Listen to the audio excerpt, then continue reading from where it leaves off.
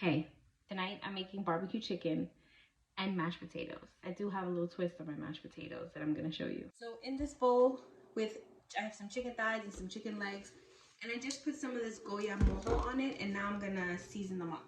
Some salt, pepper, adobo, onion powder. Why do they make these spices so difficult? Garlic powder. I'm gonna definitely need a bigger garlic powder than this. Oregano, ground paprika, and that's it. Now I'm gonna give this all a toss and get it all mixed in there. Now we're gonna take our meat and put them all skin side down on the pan. I have some seasoning still left here. I'm just gonna pour that right over because you can't let that go to waste. With the night that I'm having, I forgot to preheat my oven, so I'm gonna go ahead and preheat it to 400. Okay, so my chicken is gonna take about 45 minutes to an hour, depending on how the chicken feels like cooking today, which is fine because everything happens in the oven, no big deal. I have to put my potatoes to boil. Look at the size of this potato. I saw on TikTok that you could just boil the potatoes whole with the skin on. I'm a little nervous about the size of this potato and boiling with the skin on, so I'm just gonna cut it in half. I'm gonna try it. So remember I said that my mashed potatoes have a little bit of a secret.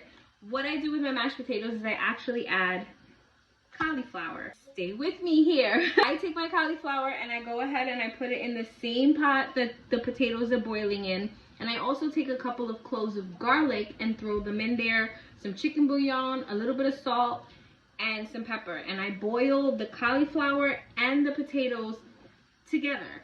Fresh cauliflower. You cannot use frozen for this. I can't stress that enough. You can't use frozen for this because frozen cauliflower has a completely different texture. Finished peeling my potatoes, and I have to be honest with you, I don't like that method. I think the potatoes are too hot. It's hard to peel, and you lose pretty much the same amount of potato as if you were to just peel them before you boil them. And then if you peel them before you boil them, you just mash them right out the pot. You don't have to deal with hot potatoes burning your fingers. So no, I don't like that method. I'm gonna go back to peeling before I boil, okay? Okay, now to get the creamy texture, I'm gonna do about half a cup of unsweetened vanilla almond milk, and then I'm gonna do a little bit of heavy cream, maybe like another half a cup. I know this is controversial, but I like lumpy mashed potatoes, okay? You do what you want in your kitchen, I'm gonna do what I want in mine. I need a little bit of texture in my potatoes. I do. Creamy mashed potatoes just taste like baby food to me, and I can't. Secret to a good mash is to warm up your milk a little bit before you pour it in. So I'm gonna do about half a cup at a time. And then we mash. You can't get this kind of aggression out with one of those creamer things. You need to mash. 2 tablespoons of butter.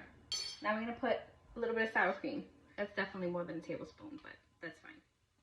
And I'm gonna need y'all to be quiet about this, okay? Don't judge me and hear me out. It's delicious. If you like mayonnaise. If you don't like mayonnaise, you don't have to do this. Just use the sour cream and the butter, but this is how we like it here. A little bit of black pepper. We have those 2 cloves of garlic in there, so we're gonna add more garlic. And then I have some chives here that I bought specifically for this recipe. Look at that. Look at that lumpy goodness. Today we're plating on a paper plate because we have enough dishes to wash. I'm good. Oh, my husband has enough dishes to wash. A few chives to make it look fancy. And there it is.